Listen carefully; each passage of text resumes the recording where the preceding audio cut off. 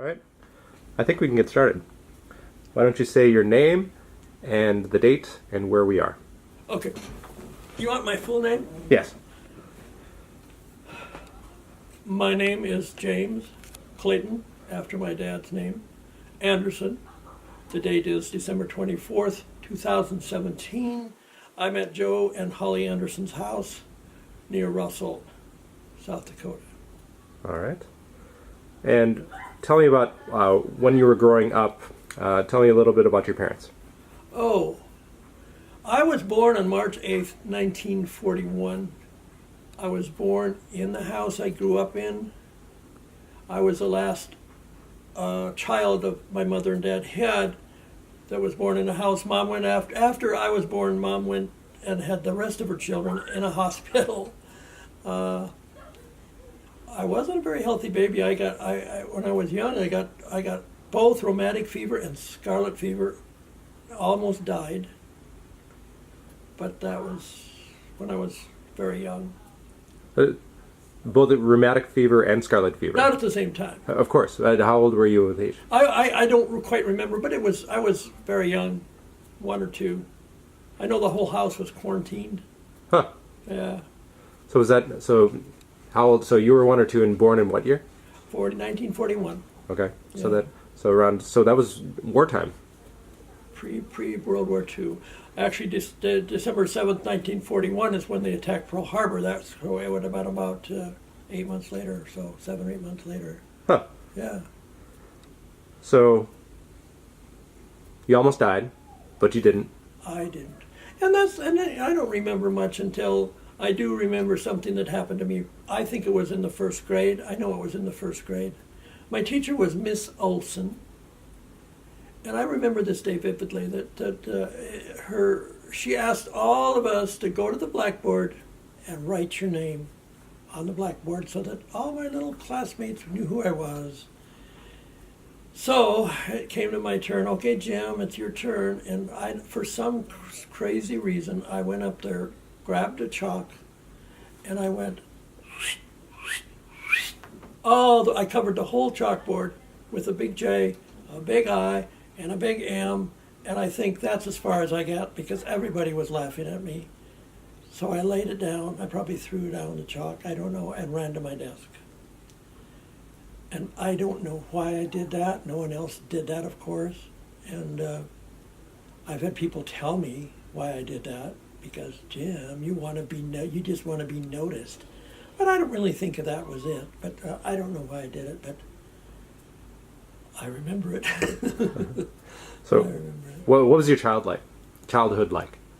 My childhood, then I got sick later on in life. The devil had been trying to take me out. But I got sick. They actually brought a hospital bed in the dining room. I think I'm not sure what year it was.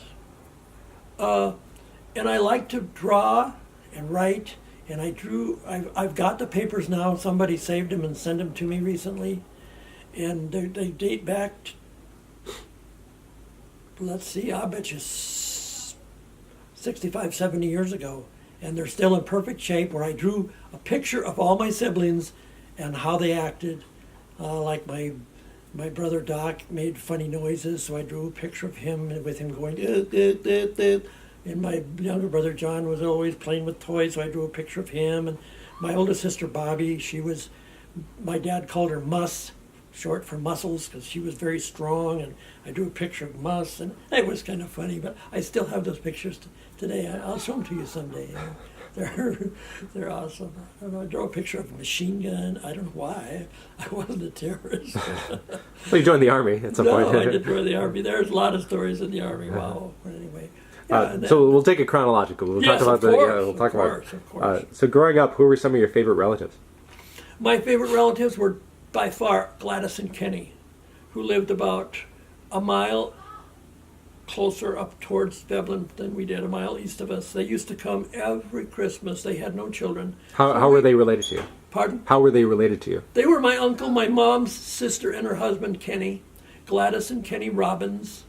And they always came to our house at Christmas Eve And they were like parents to us kids, to our second set of parents, and because they had no children, so they really liked us, and they always came for Christmas. I remember one Christmas I had the worst toothache in the world, and it ruined from Christmas Eve, and I think I cried most of that Christmas Eve because my tooth hurt. Another memory. But they were my favorite, and I had a lot of them. My mother was one of 10 children. And they all lived really, really close. So we would go every Sunday. We'd seem like we'd have to go somewhere to Aunt so-and-so's for dinner and all that stuff. But I remember them well. And what did they do? Or why did you like them so much? Gladys and Kenny? Yeah. I don't know. Because they were nice people. Gladys was an excellent cook. Excellent cook. She used to make kringlas and donuts, and she kind of babied us. Why not like them? You know, they Speaking of good cooks, your mom, was she a good cook? My mom was an excellent cook. What were some of your favorite things that she would make? My mother was a person who could feed people. You would swear there's nothing in the fridge. Mom would open it up, and she could make a meal out of nothing. I don't know how she did it. My dad would starve in front of a refrigerator and a stove. My mom worked in the post office for 20-some years, and she would make my dad's breakfast because he'd be out choring or stuff, and she would fry his eggs, put them on a plate, and put another plate upside down over these eggs. And he'd come in and eat cold eggs. He couldn't even fry an egg. I mean, it astounds me that he wouldn't fry his own eggs. He'd eat those cold eggs. Oh, God. My dad was something else. He was something else. He had a big heart. Yeah. Big heart. He also was a character. He liked to tell jokes. My dad was a great. So, what are some stories about him? Here is something that I don't know, but it brings out his heart. Okay. Okay. We used to have some hunters come from Indiana to hunt ducks and geese, and every fall they would come. Clyde Bullerdick and another guy by the name of Rosholt. And one time, one of them gave my dad a sheepskin coat that during World War II they had taken off a captain of a Japanese submarine. And this guy got it home. Can you imagine how nice that would have been, huh? It was beautiful. Well, Buddy Donnell, I think it was Buddy Donnell, was down to our house. He was a Native American who lived up in the coulee.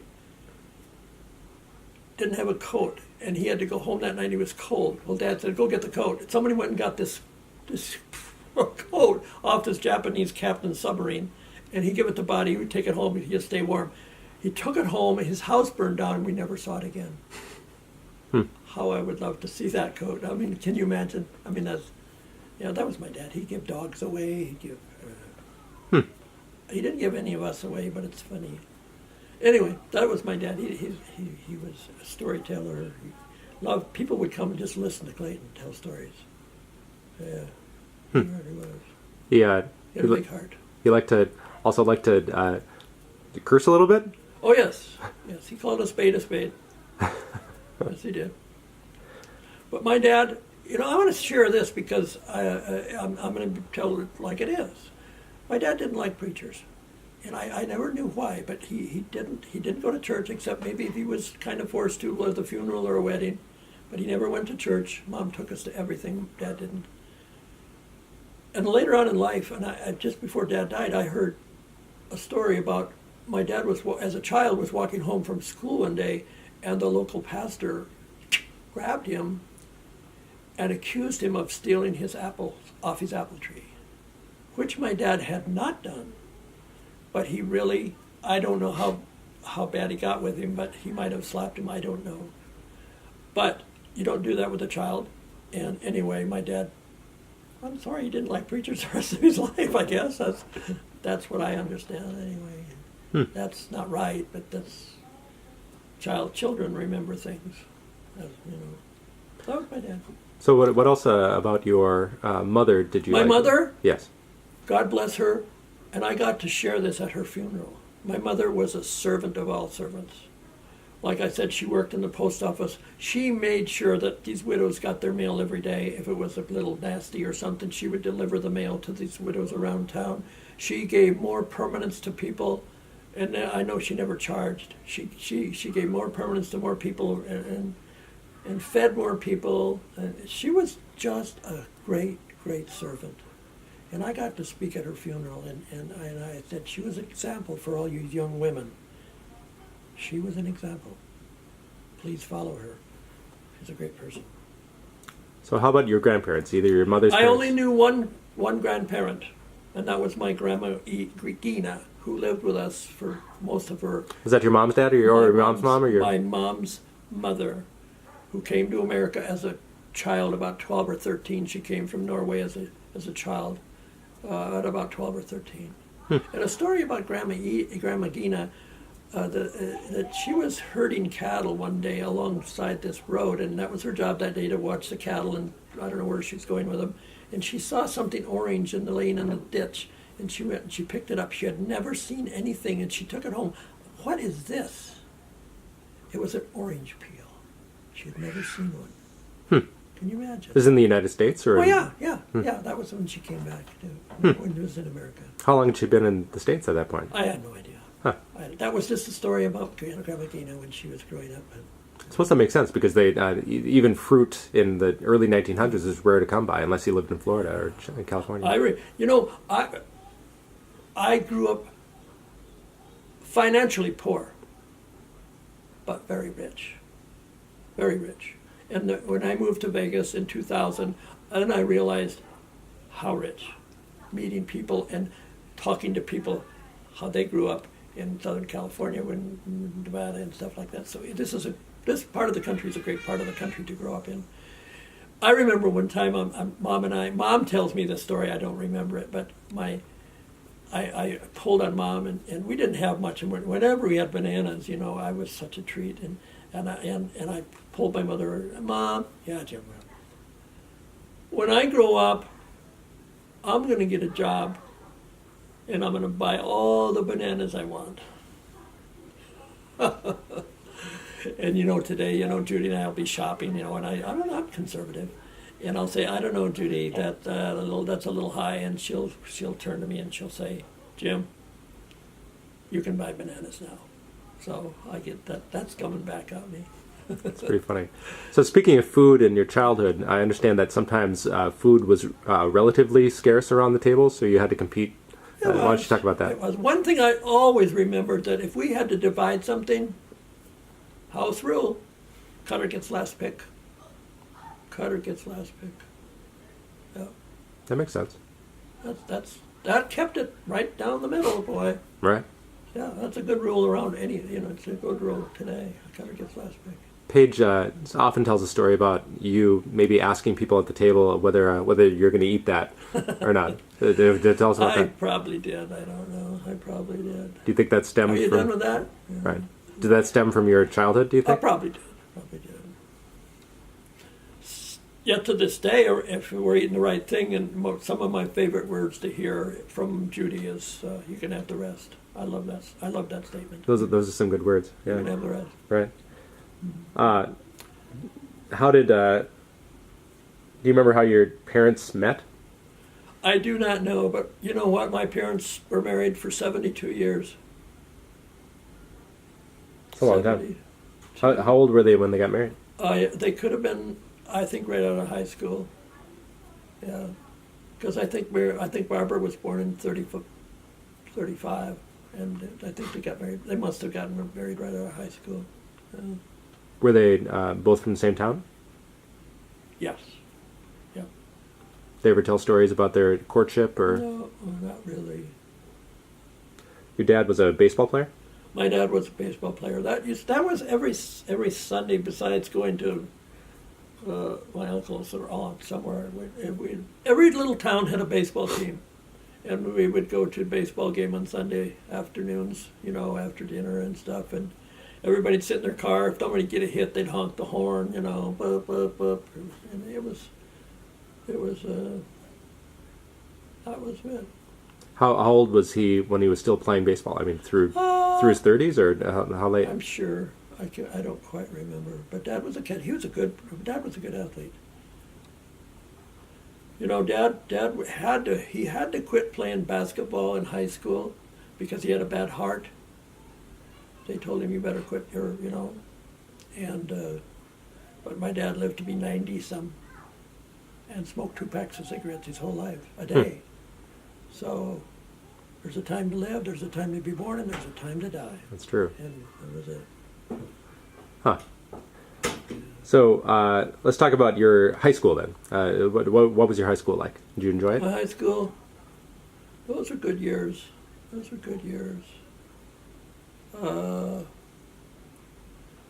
I love sports. And I can honestly say right now, I wished I'd have been more hungry for music, because I love music. To this day, I love music. And I wish I'd have taken piano lessons or something and pounded the piano keys more than pounded the basketball. And I would be happier today if I would have done that. So that's good advice to some youngster, I hope. Because sports will take you a long ways if you're really good, but very few make it really good. I mean, you know that. It's the way it is. It's true. But some things you can take through life, and some things you can't. Do you have any girlfriends in high school? No, I didn't. I didn't even take a girl to the prom. I was very bashful. I was bashful in high school. I never dated. Never dated. No. Well, when was your first date? Oh, I can't remember. Were you in the Army? Probably after the Army. I never dated anybody in the Army either. And you left the Army in age 22? 21. 21? I graduated from high school on a Friday night, Friday afternoon, I should say, and Monday morning I left for the Army. So that was a short break there. And at that time, I wasn't must have been quite rebellious with my dad, because I remember that Sunday afternoon, Dad was out in the field doing something, and Mom put me in the car and said, you are going out there and saying goodbye to your dad. And because I don't know why, but Monday morning I went up and got left out. But I came back 8 weeks later from basic training, a different person. Where'd you do basic? Fort Leonard Wood, Missouri. What made you different? I think I matured. I grew up, put on about, I only weighed 144 pounds when I graduated from high school. And I came back from basic training at 160-some. Muscle? And they put me on a regular schedule and food and, yeah. You didn't have to ask your fellow soldiers for their food? Huh? You didn't have to ask, you going to eat that? No. Suck it down, hurry up, you guys, eat it up. Yeah. We didn't have a long time to eat. It was good, though. Was From basic training, then I went to... Well, let's talk about, was basic training, was that the little black book? Was that part of the... No, that was over in Italy. Okay, so we'll take it one at a time. No, it wasn't either. That wasn't basic training. It seems like a basic training. Yes, it was. So what about the little black book? Oh, you'll never forget that. Thank you for reminding me. That was we were all standing at attention. And Sergeant Martinez, he was a sergeant major. He had stripes all the way down his shoulder. Big guy, Sergeant Martinez. And he's up there saying, I want you guys to know, I got a little black book right here in my pocket, and every time you screw up, I write your name right down there in that book. I'm standing back there, my arms up. Anderson, what do you want? Well, Sergeant, I said, in your other pocket, you carry a little white book, and every time we do something good, do you write our name down? Anderson, give me 20. And that's push-ups, if you don't know what that 20 means. So I'm down there giving 20 push-ups. I don't know why I said that, but, it only made sense to me. Were you asking because you were really curious, or were you asking because you think that's the right thing to do? I think I was asking because what's right is right, and and if you do something bad, yeah. But if you do something good, there's why shouldn't you be commended for it? If you're going to be criticized, also be commended. Makes sense. That was my feeling at the time. But sometimes you do things maybe you shouldn't have done. Any funny stories from basic training? Well, basic training, no. It was from basic training. My second 8, I went to Fort Gordon, Georgia. And you get paid. I got paid from the Army to get from South Dakota to Fort Gordon, Georgia. It wasn't much, but they give you travel pay. But on my way, my friend Kermit Olson and I, we went in the Army together on the buddy system. You guys will never be separated. Well, he went to Germany and I went to Italy. Now that's separated, isn't it? So don't believe everything from these recruiters. But anyway, we were in Minneapolis on our way, and my buddy Kermit said, "Hey, I know somebody who's going to Fort Gordon." Yeah. So we contacted him. And me, instead of riding a train or how I would have got there, this guy, I got in his car and he took me and dropped me off right in front of my barracks at Fort Gordon, Georgia. And I said, "How much do I owe you?" $15. From Minneapolis to Fort Gordon, Georgia for $15. And dropped me off right. I don't even remember his name or whatever it was. And how much did you get paid? What kind of profit did you turn? I do not know. I really, there's those kind of things I don't remember. Yeah. Excuse me. I don't remember. But this is interesting. I left Fort Gordon, Georgia. I was an MP. That's Military Police School. Mm-hmm. I was the last one to get on the plane from Fort Gordon, Georgia, to go to Fort Dix, New Jersey, to get processed to go to Italy. And we're being processed, and there's a big, long, wide bench there, and there's different people behind it, and you come up there, and it's my turn. I come up there, and the guy's looking at me, and he keeps looking at me. And he looks down at my record, and then he looks at me again, and then he says, "Sir, come over here." And this colonel came over, and he said, "What about this guy?" And boy, they're both looking at me now like I'm some sort of prize steer. They're going to judge me and see if I get a blue ribbon. And yeah, I think he'll work. Put your hands on the counter, soldier. And I put like that. And he said, "Now turn him over." Choom! I turned him over. They both agreed, yeah, he'll work. And the colonel said, "Sarge, how tall is he?" And they had me down as 5'9.5". "Oh, he's got to be 5'10". "Get out of here, soldier." And to this day, 60 years later, I do not know what that was. And I've wondered for 60 years. No, it couldn't be 60. 50-some years I've waited and wondered what that was. It could have changed my life. But a lot of little things along the way can change your life. And I look back now and I said, no, I don't know why my life changed, so that's okay. But I'm still wondering what it was. Honor guard? Well, why would they look at because I wore white gloves? Why they wanted to look at my hands, I don't know. I had thought that too, but then if I had bad-looking fingers, I wear white gloves as an honor guard anyway. And if I was missing a finger, I wouldn't have been in the Army, so I don't know why they wanted to look at my hands. Well, part of it isn't the honor guard that you have to be the exact height so that everybody looks the same, the weight, and then isn't there something with the hands to be able to hold the gun and in a certain way to be able to move it around? I don't know. I don't know. But the height, I think you're right there. Yeah. And weight, right? You have to have a waistline of a certain amount. I had no problem with that. I was in good shape then. Yeah. Well, what? So I ended up. I went to. We flew to Frankfurt, stopped in the Azores for fuel. Then we landed in Frankfurt, and from Frankfurt they put me on not a private, but a civilian jet, and I flew to Milan, Italy. From there I went and ended up in Vicenza, Italy for 30 months. Awesome. 30 months of my life that I'll never forget. I wouldn't trade them for anything. I had a great time. What did you like about Italy? What did I like about it? The best part was I would work 2 days and I would be off 4. Work 2 days, off 4. I did a lot of traveling, but I did a lot of things I shouldn't have done too. I remember this one time. Another thing I did. Why I said this, I don't know.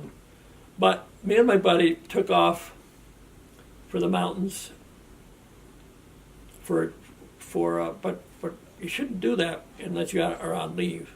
But I just had a day off or 2 days off, so 3 days off. So we went up there, and they called a field problem. And when they call a field problem, you better be. And we got caught.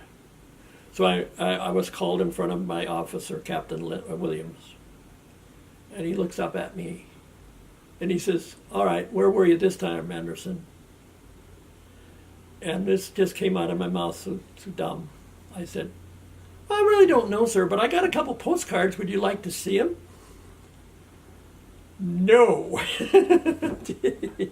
Where did that come from? You know, I was like, no, he didn't want to see them. But, and another thing though, to redeem myself here, okay? And I say this humbly, but I just want to redeem myself that I wasn't really a bad soldier, because that same Captain Williams and Sergeant Alisi, who wasn't my favorite guy, but he was.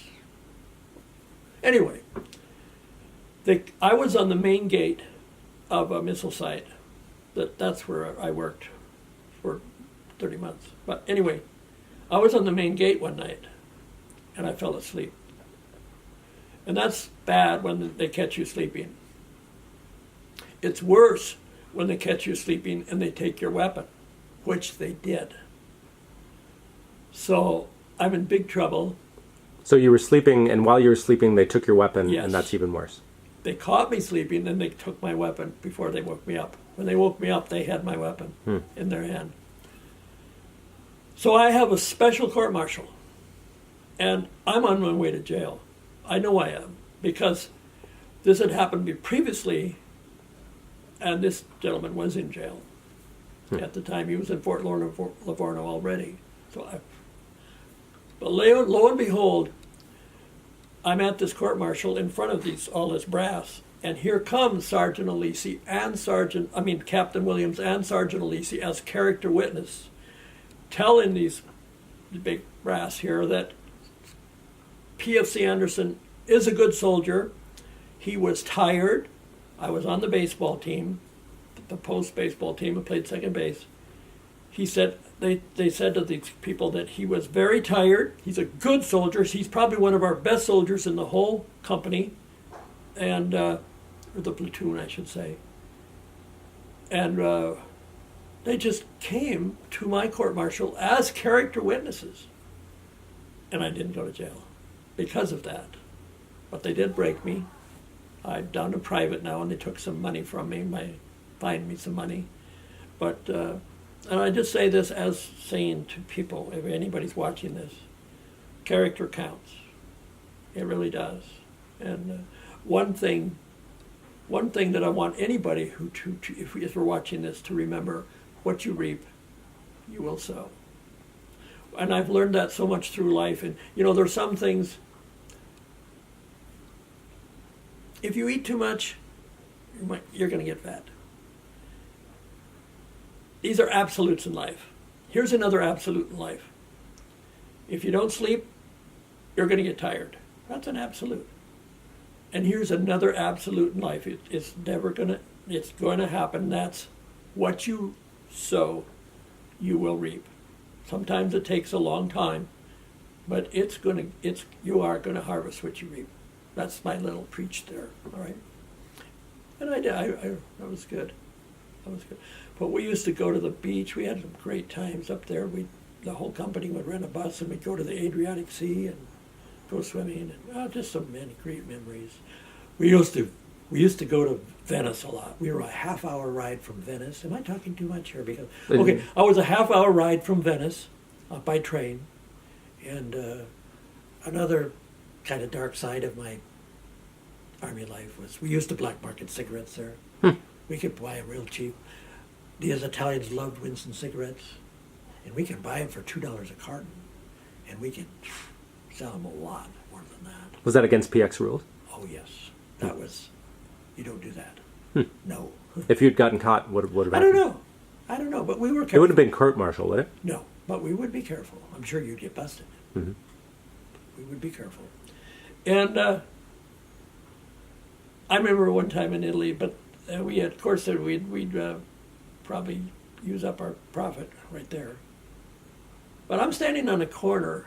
It's at night, and standing on a corner in Venice. And they're standing next to this Italian guy. And he kept looking at me, and I was looking at him, and he kept eyeing my blue jeans. And I noticed that he had a really nice pair of Italian pants on. And we didn't speak too much of each other's language, but we did know enough that we kind of went like this and like that. And he kept looking at my blue jeans because they love blue jeans and Winston cigarettes. But anyway, they love blue jeans. And I don't think they could get them. This was a long time ago, you know. And if they did, I don't know where. But anyway, and I was looking at him, and we just kind of figured out, let's trade. So lo and behold, right there on that street corner, he dropped his pants, I dropped my blue jeans, and we switched, and I went home with a nice pair of Italian dress pants, and he was happy as he walked away in my blue jeans. And I'll never forget that. I came home with them. Another thing... Levi's? Or a different brand? Huh? Levi's jeans? I came home with his dress pants. Right, but what kind of jeans did you give to him? Levi's? Uh-huh. Yeah, they're blue jeans, yeah. Sorry. But another thing I remember is when I first got over there, but the Army frowns on this too. This is something you don't do. One of my buddies, some guy come back, and I was standing there, and he came over to me and said, "Here's that $10 I owe you, Jim." And I took it, and my other buddy said, "Well, you charged him interest, didn't you?" And I said, "No." "Oh, man, you better get with the program here. You got to charge interest." Long story short, I used to loan out $200 a month, every month, and I'd get $300 back from other people. I would loan them 10 for 15, 20 for 30, 5 for 750, and I'd have $300 in my pocket before I went to the pay line, you know. And I should have been sending money home, but I didn't. You know, I didn't. But they frown on that too. But that was good. Who are you? Oh, sorry, sorry. Anyway, that's another. But I think we should go back to. I want to go back to probably when I was 10, 11 years old. I don't know. So I'm back on the farm where I grew up. I want to tell you the story about. I did some silly things, and I remember one time I was fighting with my sister Gigi, who was 1 year younger than I. And she was up on the side of up by the driveway, by that little rose bush. We used to have a rose bush right on halfway up the driveway. Because I remember she was up by the rose bush, and I was standing by the front step, which was quite a ways away, and we were fighting, hollering at each other, and I reached down and I picked up this rock, and I threw it at her. And lo and behold, it hit her right in the head. And she ran to the house screaming, "Mom, Tom hit me with a rock." And I ran for the barn. And I ran and hid upstairs in the barn. And I can see this plain as day. Every once in a while, Mom would open the front door and stand on the step and say, "Jim, I know you're out there, and you get in here right now. You're going to get it." And I didn't, and she'd come back, and she'd do it again, and she'd do it again. I don't really remember the consequence, but I'm sure I did, and I did get it. I'm sure I did. It's amazing. Just some of these things you remember you shouldn't have done, and it sticks in your mind. Yeah. And the Fifth Avenue candy bar, that's about the same age. My sister Mary Jo had it, the Fifth Avenue candy bar. Something about Mary Jo, who, God bless her soul, she passed away, but she had cancer. But anyway, Mary was one that, she was so different than my sister Bobby, who was Mary was a little flower. When she'd sneeze, it'd go, choo, choo, like that. She was just a little flower, and didn't want to go outside because there might be bugs out there, But Mary Jo had also, if she had something, she'd kind of nibble it. Well, all sisters would nibble it so they could have it longer than their brothers, I remember that vividly. So I still got some, and we'd woof ours down. And anyway, she had this Fifth Avenue candy bar, and it disappeared. And the hunt was on for who took Mary Jo's Fifth Avenue candy bar. And of course, Jim, why did you do this? And I hadn't done it. And I remember going outside crying and begging my whole family. I did not do. Yes, you did, Jim. Come on, you better fess up now. And I hadn't done it. I had not done it. And I feel now for these people who serve time in jail for something they didn't do. But anyway, it couldn't have been 10 years ago. I'm sitting there with my brother. Now I'm in my 60s, and he is too, early 60s. And he said, Jim, remember the Fifth Avenue candy bar? I said, of course I do. He said, I took it. Thanks, John. Thanks a lot. So that's the story of the Fifth Avenue candy bar, and I'll never forget that. And has he told any of your family? Yes, I have. You've told them. I've shared that with my brothers and sisters. Not but Mary John, Jo, although Mary Jo is not here any longer. Of course. And I'd like to have shared it with Mom and Dad, but didn't. Was John there when you told the story about him? And did he admit it to your brothers and sisters? No, he was not. No, he was not. No, he was not. Anyway, that was crazy stuff, you know. You have a story about snow pudding. I don't know, really. Snow pudding, that Mom used to make us snow pudding. It's nothing but, it was very inexpensive. And we called it snow pudding, and we put some brown sugar. You know, we ate a lot of milk toast. Mom made the best homemade bread in the world, especially her brown bread with raisins. Everybody in Veblen knew that. And boy, if you toasted that stuff and then put more milk on it, maybe a little sugar, I remember eating that a lot. So you soaked the bread in milk?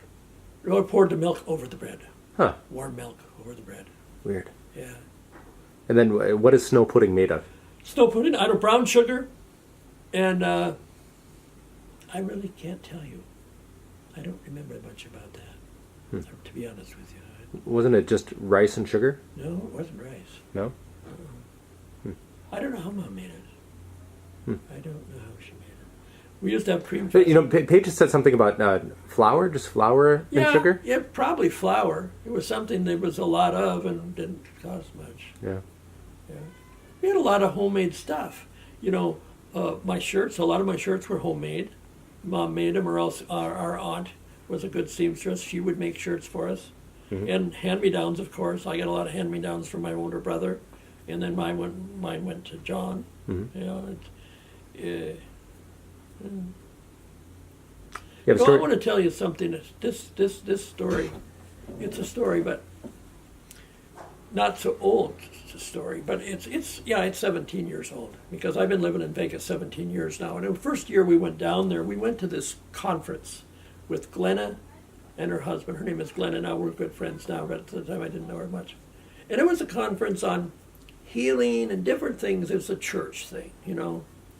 And there was numerous people there, and I was all about healing. And then at the end of the conference, this one session, I shouldn't say the conference, it was an all afternoon, evening thing.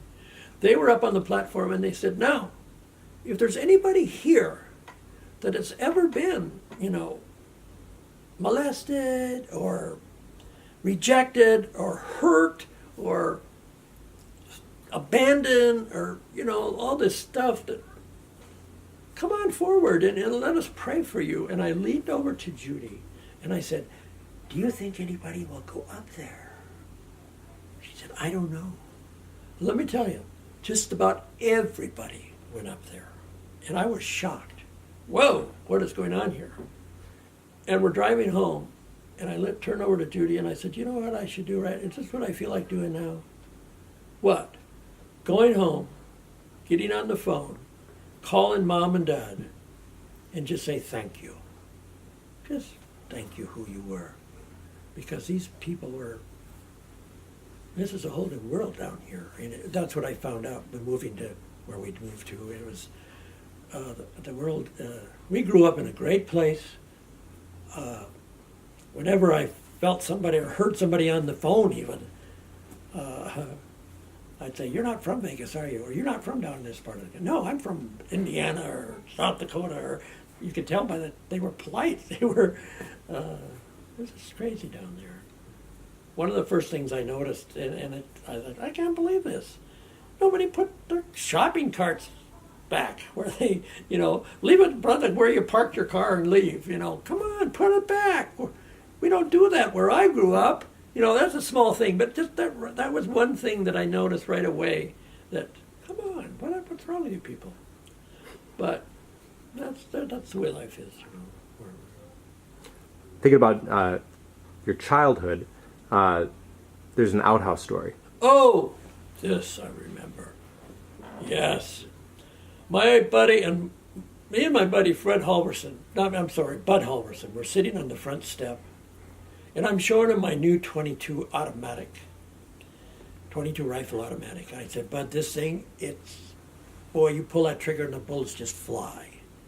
I said, just look. And I pulled up like this, and I went, brrr, bah, bah, bah, and the bullets were flying. And whoa, he said, boy, Jim, that's really something, yeah. And I look back oh my goodness, I just shot the outhouse, which was straight north from the step, quite a ways away. It was down next to the chicken coop.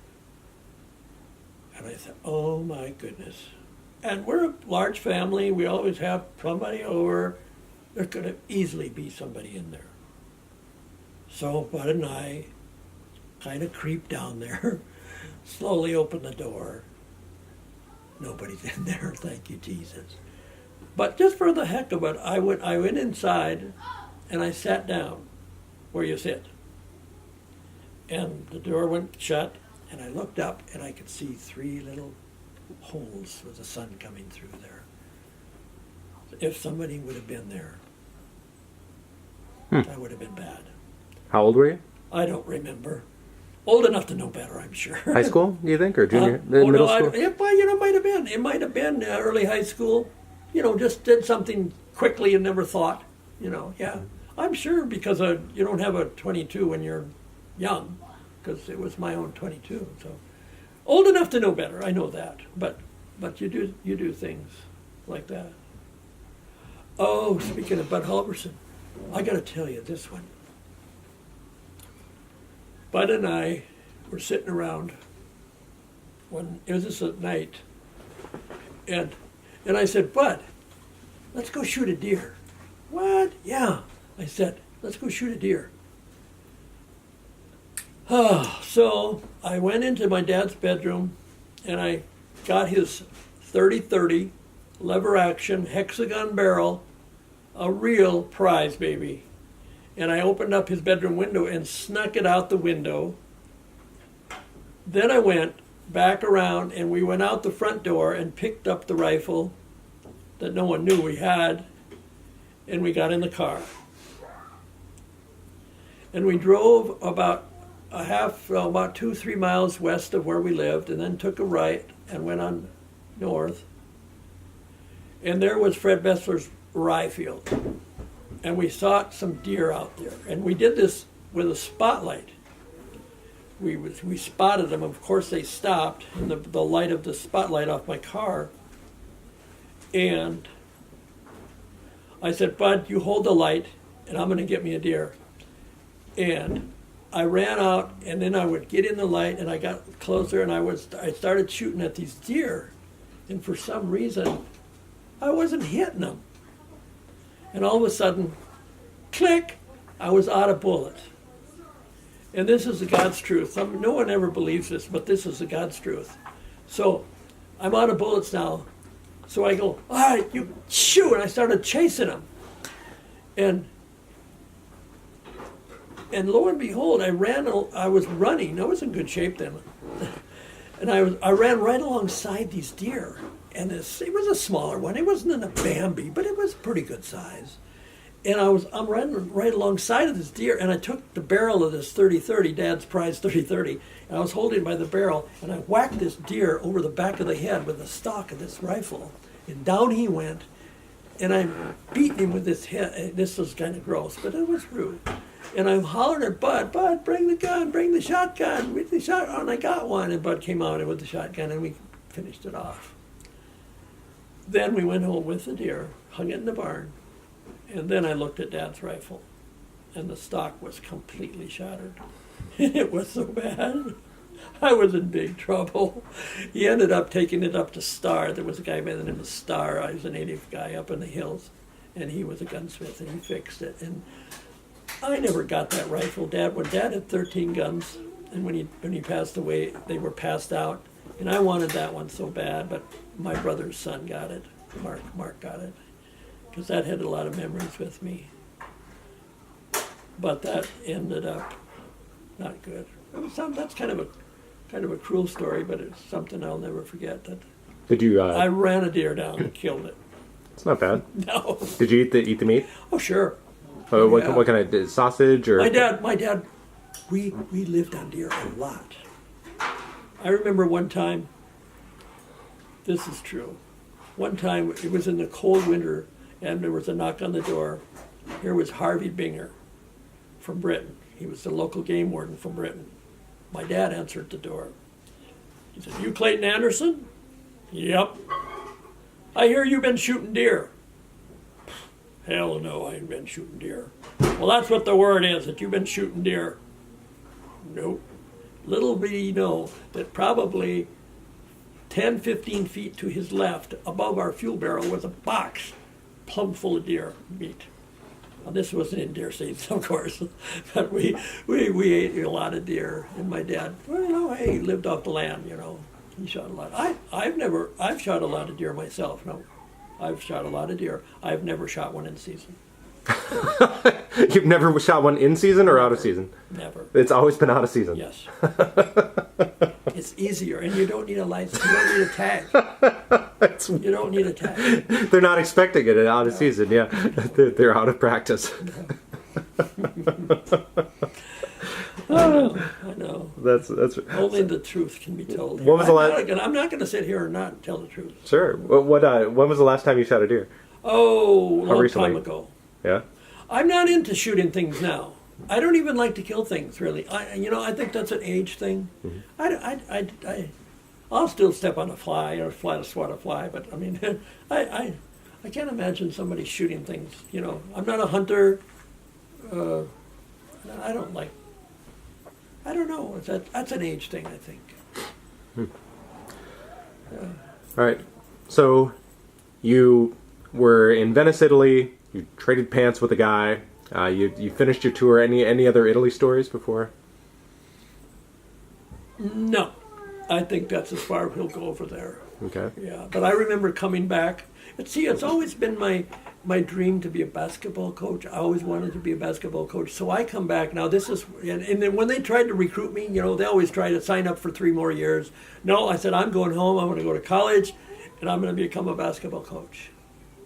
Well, I came home, and it was still in my mind. And I went to Veblen High School there, and I talked to Mr. O'Donnell, who, bless his heart, he's probably passed away now. He had to be not a very good counselor or something, but he didn't help me at all. And finally I was kind of disgusted with it, and then I thought to myself, you know what? All my friends went out of high school, they went to college, they're getting out of college now. Let's see, I'm 21, 4 years, I'll be 25 years old when I get out of college. That's too old. I'm not going to college. So what I did, I went to the local contractor in Veblen, E.L. Lean Construction, and asked him for a job. And that's what I did. If you had gone to college, what would you have wanted to major in? I would, the major? Yeah. I don't know. See, if the truth, let's keep talking the truth here, because this is me. I got out of the service at age 21. And I didn't marry my wife, Judy, until I'm like 31, maybe 32. So that's 10, 11 years. And as I look back at my life now, I really never bettered myself in anything. I had nobody pushing me. Jim, why don't you do, maybe I should have taken it on myself, duh. But I never bettered myself. I would work construction in the summer, and golly, in the winter I can lay around and draw unemployment. I excelled in 3 Ps. No. I excelled in shooting pool. playing ping pong, and drinking beer. I was very good at those three things. Pilsners. Huh? The third P is a Pilsner. Yeah. There, that isn't, you know. And I didn't have any. I look back at it now, and I think, but that's regrets. We shouldn't look at back regrets. I was watching a show one night. This is recently. This pastor was on there, and he said everybody has regrets. And he said, do me a favor, go get a pencil and paper, and I want you to write down your regrets, fill them out, and and he said, and write them all down, okay? You got them there. You got all your regrets, all the things that you regret you didn't do when you were growing up. Okay, you got them on that paper. Now get a match, light your match, and burn them up. He said, forget them. So I've tried to do that, and even those things at the Army when they looked at my hands and how that could have changed my life, I look back now and I said, no, because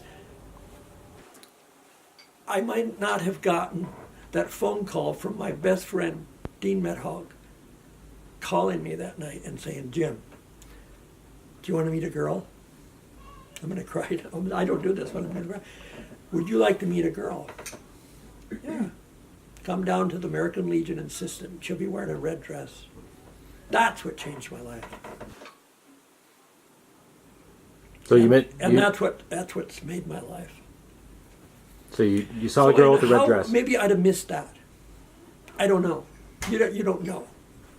But forget about my regrets. That's past. And I still have a tendency to regress a lot when I get with some friends and we talk about the good old days. And Judy reminds me. She said, Jim, they're gone. Forget them. Mm-hmm. Let's look forward. And that's what we should do. And I have a tendency, so maybe times, to look back too much. I want to hear more about the VFW and the red dress, but all right. I did go down there that night, and I thank Dean Methog so many times. Poor Dean has passed away now. Mm-hmm. It's surprisingly how many of my classmates and my friends aren't with me anymore, aren't with us anymore. And I look back now and I said, wow, what happened? But I went down there. There she was. What was the activity at the VFW? I'm sorry? What activities were you doing at the VFW? At the pool? VFW? What do you think you do at the VFW? I would guess, but... What do you do there? Yeah. You didn't play pool?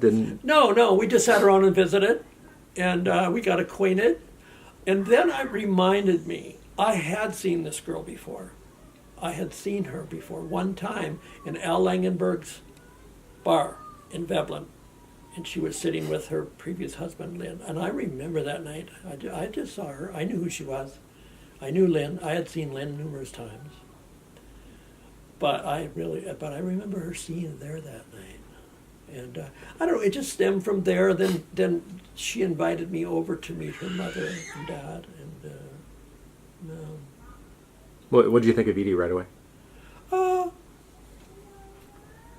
I don't remember that much about her. Yeah. How about Dean? Dean was a great guy. He was a great guy. I spoke at his funeral too. It wasn't a big funeral, and this is what I said about Dean, and I so meant it. Will Rogers, remember Will Rogers? Will Rogers said, I never met a man who I didn't like. And I said this at Dean's funeral. I said, Dean Newell, this is what I say about him. I never met a man who didn't like Dean Newell, and I didn't. Everybody liked Dean Newell. And he was different than his wife. And my wife, Judy, is like her dad. And her brother is like his mother. Don't tell anybody, but if Judy would have been like her mother and Gary like his dad, I probably wouldn't have married her. What were some good attributes about Dean that you liked? Oh, he knew how to fix things. One thing he was a sticker on. Where did you get that? Well, it's hanging over there on the. When you're done, you put it back right where you got it. And I needed a lot of training in that because I remember fixing fence with Judy a lot, and where did I put my hammer? Where did I drop? Where's my fencing plier? Back there, Jim, where you laid it down. She kept saying it because I have a tendency to do that a lot. But Dean was a stickler on that. And he was just a great guy, just a great, great guy. And no offense with her mother. Now, I didn't mean that to be derogatory, but that's personalities, And I loved Edie. She was a good egg. So, I want to talk just a bit of it. So, from 21 through 30, when you met Judy and your life changed, what you were working construction. I have never heard much about that time in your life. What were you doing in those 10 years? 21 to 31? Yeah, until you met Judy.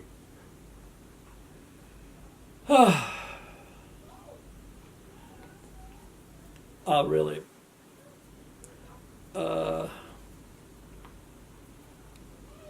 This is terrible. Every winter I lived with my folks. I helped Dad with the chores, and Mom was in the post office, and I'd cook for Dad and help for the cows, and he loved it, and I loved it. It was warm. I was drawing him. I must have been lazy. I don't know, because I just wait for spring so I could go out and work again, and because I was getting this whole $30-some a week unemployment, big deal, you know. Jeez, come on, kid. But so you'd work summers. You'd work road construction, yes. and then winters you'd live with your parents and draw unemployment, and then just did that for 10 years. Really? Yeah. Did you have buddies you ran with? Pardon? Buddies that you ran with? Oh, I did. I made a few trips in the wintertime once. That's right. We were in 1964. Elton Ignis and I went on a trip, and we ended up in Vegas. We went on to California, and I often think then too, if I'd have stayed in Vegas in 1964 when we went there, or if I'd have bought land instead of beer, I'd be millionaire today.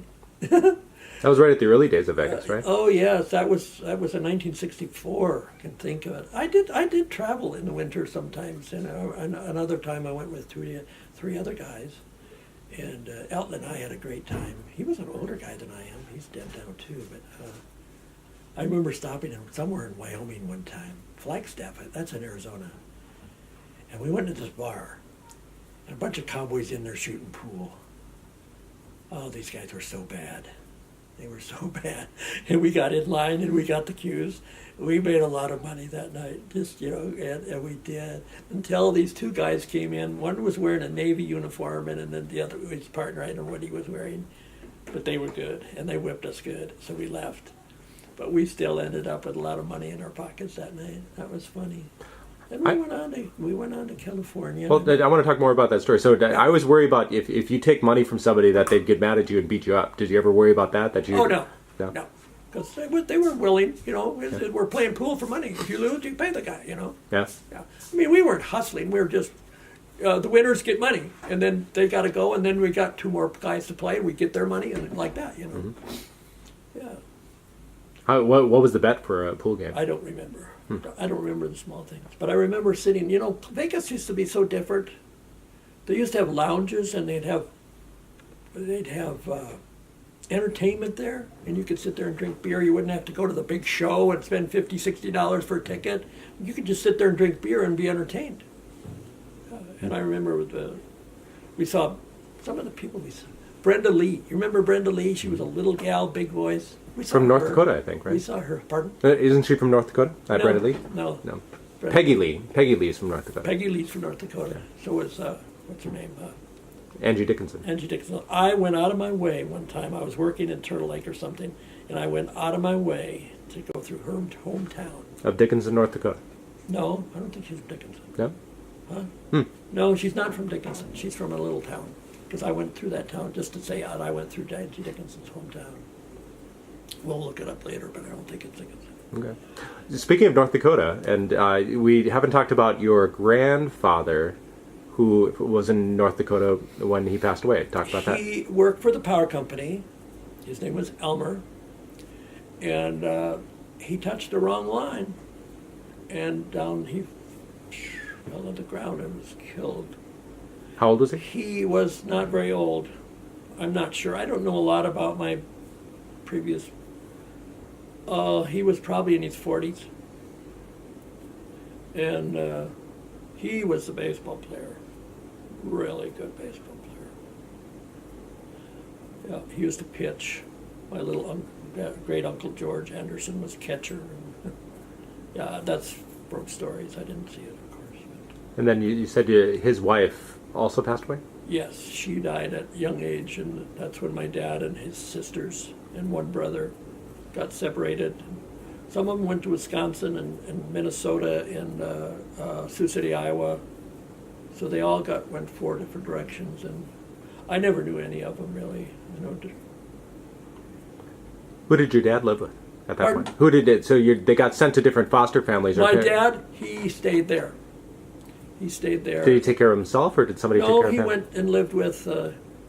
You know what? I wish my sister Bobby was here. She knows all that stuff. I don't. I don't know where Dad went, but he lived there. He stayed there. Do you remember how old he was? No, I don't. I don't. I do not know. No. So, go back to VFW. You meet Judy in the red dress. And we date for at least 2 years. And one day we're driving, I used to date her, and I used to go over there, and I remember driving up this hill. I could take you right to the hill, down by Lake Traverse, and we were driving up this hill, and I turned to her, and I didn't say, "Will you marry me?" I said, "I think we should get married." And she said, "Yeah." So we got married. And we got married in Aberdeen, South Dakota. Why Aberdeen? I don't know. I can't remember. I think it's where we went. Sammy and Donnie stood up for us.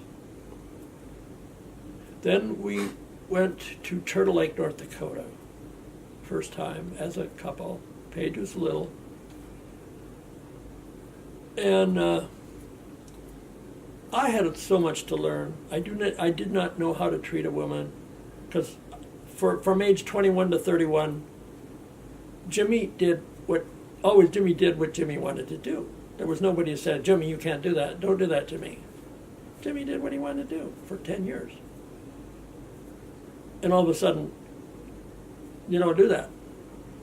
You think you do, but you don't. And I remember so vividly, we were staying in this little dingy place, and this is when we first got there. And I'd worked all week. I come back, and Saturday morning I get up, and I getting dressed, and I was ready to leave. And Judy said, "Where are you going?" "Oh, I'm going to go watch a football game and have a few beers with my buddies."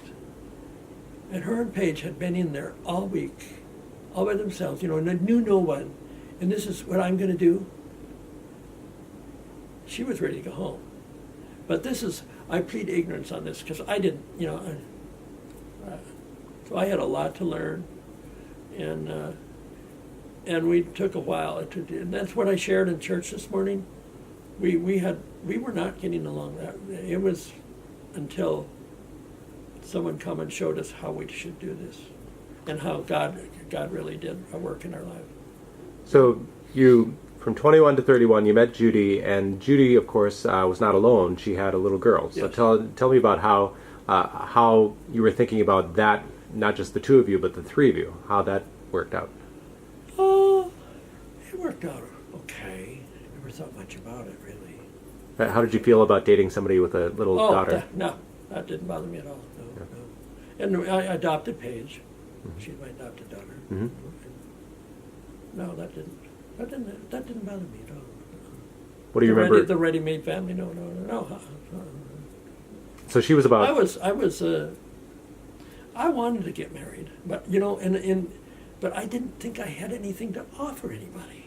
That had gone through my mind a lot. What have I got to offer a woman? I don't have a house. I got a car. I got a pretty nice car. I had a few $100 in the bank, but not a lot.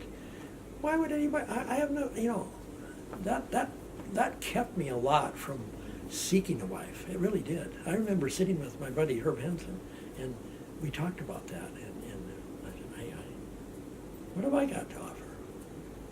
Stupid thinking, Stupid thinking. Thinking. That's right. What they call it, I guess. What were some of your? So Paige was how old when you first started dating? I think she was 3. 3? And what were some memories of early Paige? Oh.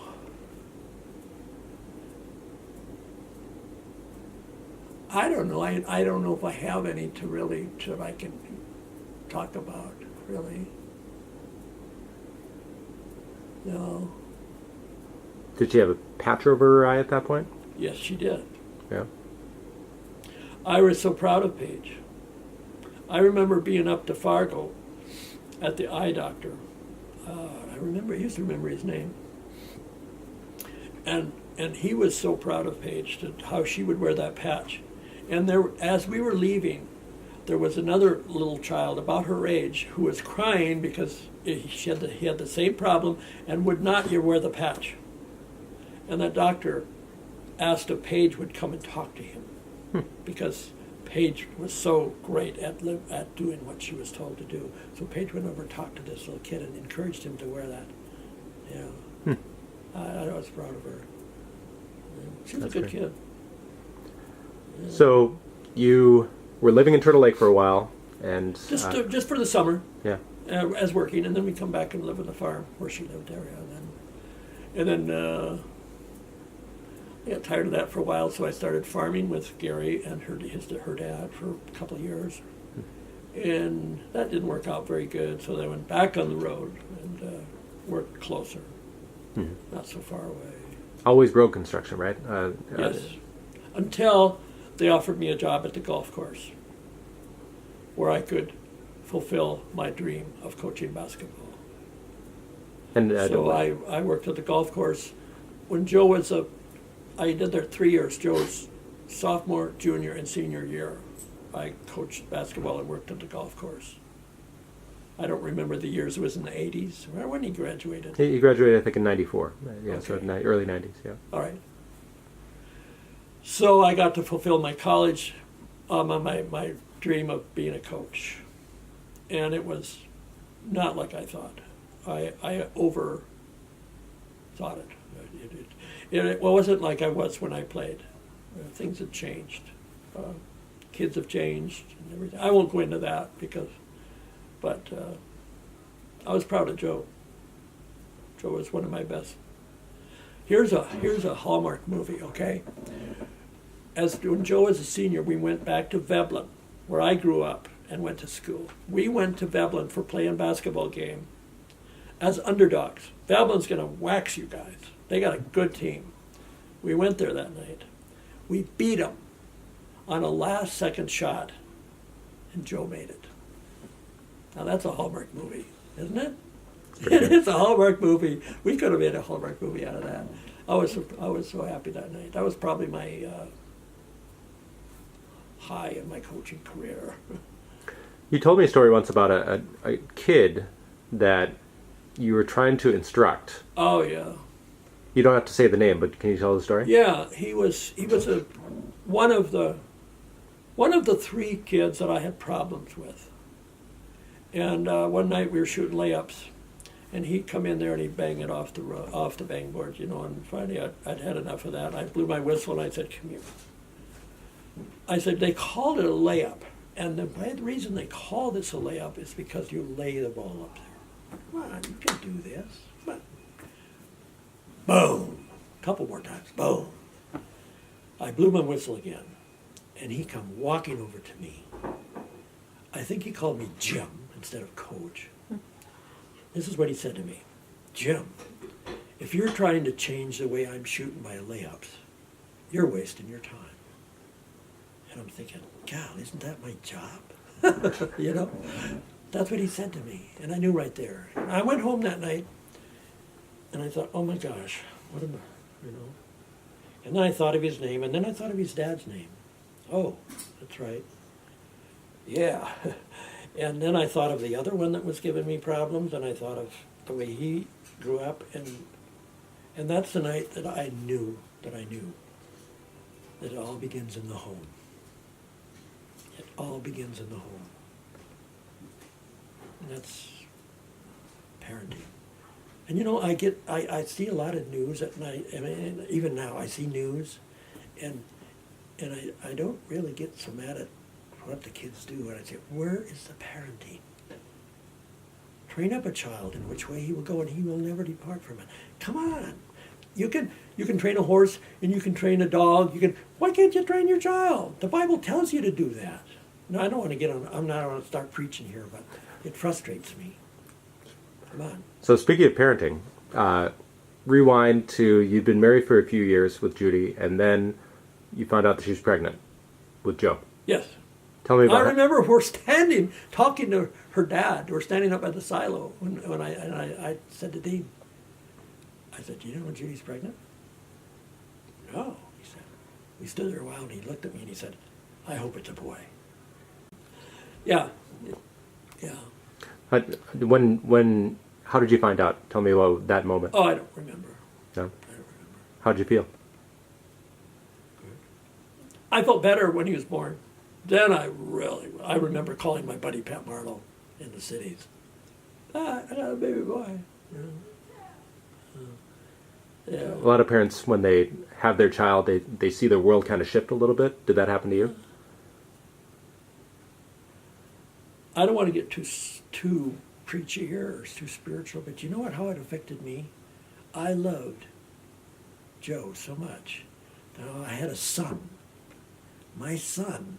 Not that I loved him more than Paige, because I didn't. But I realized then, all right, Jim, how would you like to take Joe and have him sacrifice for you, for the sins of the world? It so made me realize what God did with his son Jesus. Does that sound crazy? But then I realized wow, how big that was. Mm-hmm. Yeah. What are some... Not that you don't realize that if you have a daughter, but to me that affected me that crazy. What are some good stories about Joe when he was growing up? About what? Joe when he was growing up. Stories. Oh. He ran. He didn't walk anywhere. He ran. He ran right through that patio door one day with screen and went flying out of there. And he had shot elder bugs with his BB gun too. And I don't. So tell that story. So what was the story about him shooting bugs with a BB gun? Yeah, and he shot the bugs and they went through might have went right through the window. I don't know, something like that. He was. I don't remember a lot of things I should remember, and I'll remember something probably that I shouldn't. So I've heard stories about Joe talking a lot when he was a kid. Is that true? And then him stopping talking? I remember he cried a lot. And we ended up taking him to Fargo because he cried way too much. And the doctor said that he had low iron. So we straightened that out, and he didn't cry anymore like that. So he ran track for a while? Were you around when he was running track, or basketball was that? Yeah, I was around. Joe was fast. Mm-hmm. He was fast. What do you remember about Paige when she was growing up? Paige can't run. She runs. No, she can't. She shouldn't even try because she's not a runner. Right. No, she's not a runner. She's a lot of good things. She's not a runner. So what are your any stories about Paige? Well, not really. No. Any of the boys that she dated? Yeah, I remember that one she brought home. The guy would take showers for half an hour. She was hard on the hot water. And I always wanted to know where they're from. I want to know, when I meet somebody, that's one of my first questions to them. Where are you from? Because I think that makes a lot of difference where you're from. Mm-hmm. Even today, if I meet somebody, where are you from? Where'd you grow up? Where'd you go to school? Where they did that tells me a lot. You think I'm crazy, but it tells me a lot. Mm-hmm. So I can't believe the people since moving to Vegas 17 years ago, some of the people I've met and the way they've grown up and what the heck they've gone through because of where they live. And I'm a firm believer you are your environment. And here's something that I want people to remember if somebody ever listens to this. Show me your friends, and I'll show you your future. Think about that. Mm-hmm. And that's a lot of young kids' trouble. Dear friends, you want to be a loser? You know the quickest way to be a loser? Hang around with a loser. You're not going to pull them up. It's so much easier to pull somebody down than lift them up. Sure. It's true. and show me in your environment. You are your environment too, and that's what I've really seen since we moved. Where we have friends that I can't believe how they grew up, and hopefully, I'm so proud of my wife. I don't know if you know, I am so proud of Judy. She's a spiritual mother to more than one young lady down there. She's taught them and ministered to them, and they. So she's very humble. You can squeeze it out of her, but. So let's talk about.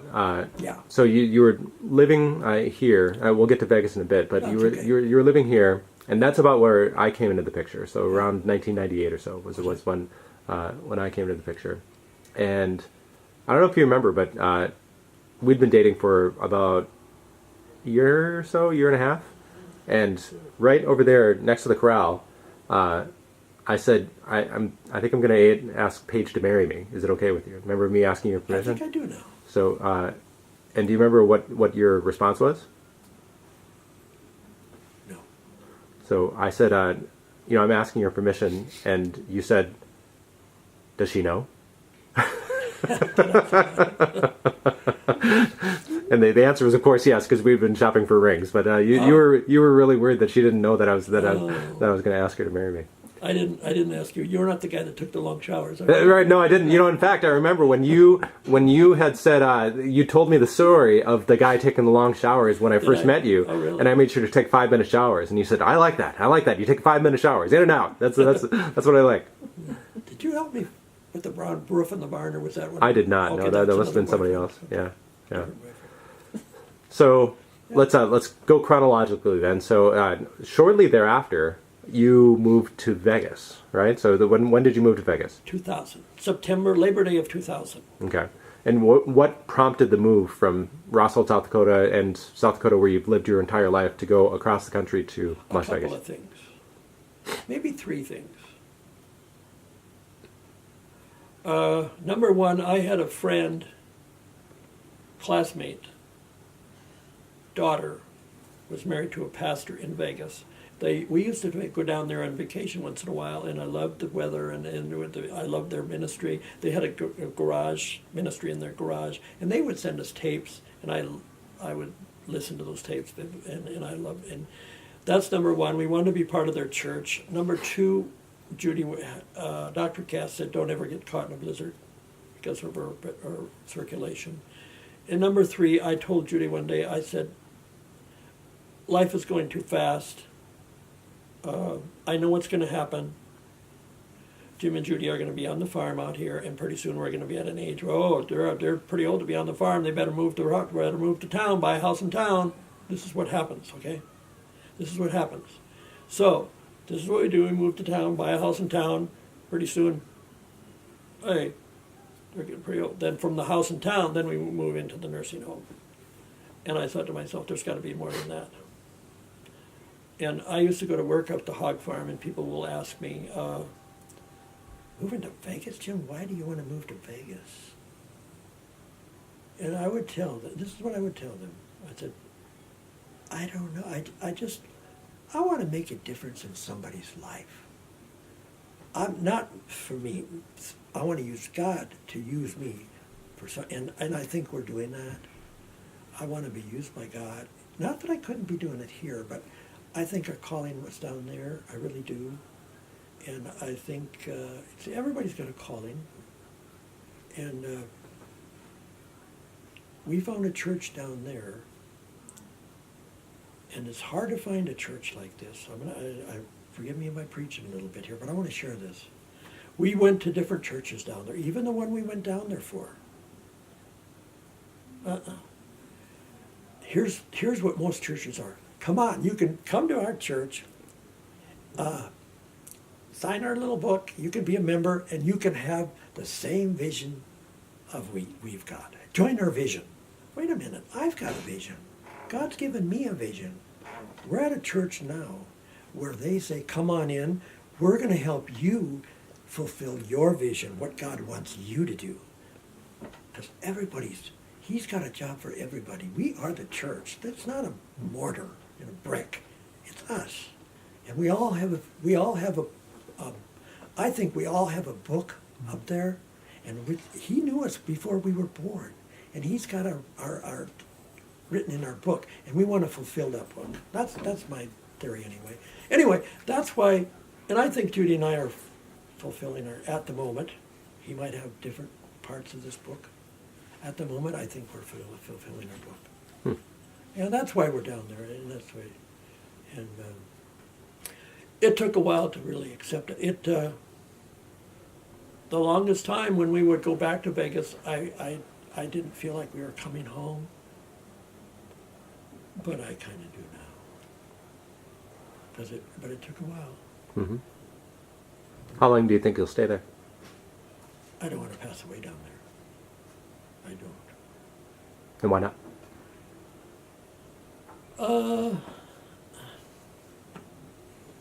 It's too far from loved ones. Mm-hmm. So, what